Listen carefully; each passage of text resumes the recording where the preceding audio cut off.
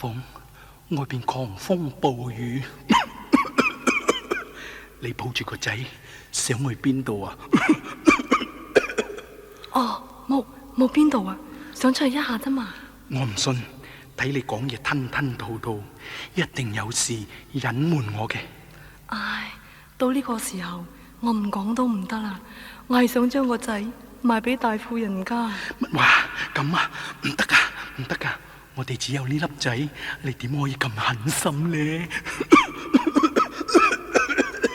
你聽我講啦，你而家病得咁沉重，而且又冇做工添。我就算病死啊，我都唔賣個仔噶。你冷靜啲好唔好？我哋咁窮，我醫得起你嘅病，又唔養得起個仔，只有呢個辦法，只能解救暫時困境啫。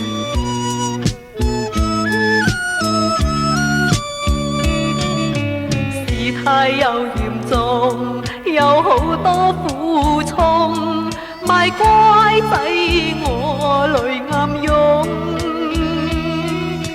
一失愛子更增加苦痛。賣仔為因我哋係太窮，唉，我病症又沉重，休息冇返工，請醫生急要錢用，去幫人洗衫煮餸，受苦一直強露笑容，感激愛妻身啊，婦人未冤窮，好陰公。我人更自愧疚，對祖宗呢個丈夫衰過被睇重。自責係無用，事情就要分輕重。若果唔係我咁冇用，又點搞到要賣仔呢？暫時遇困境，他朝必梗會還紅。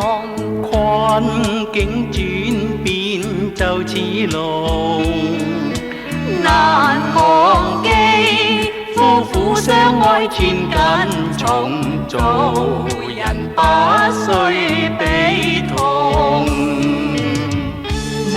我哋仲後生，將來可以再生個噶嘛，你又何必咁固執呢？唉，話雖然係咁講啫，你都知啦，我好錫個仔噶嘛。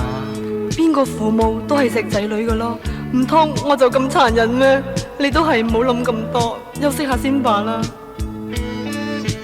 自責係無用，事情就要分輕重。唉，我都唔知點講至啱啦，你點做點好啦。暫時遇困境，他朝必梗會還紅。困境轉變就似龍，難忘記夫婦相愛千斤重，做人不需悲痛。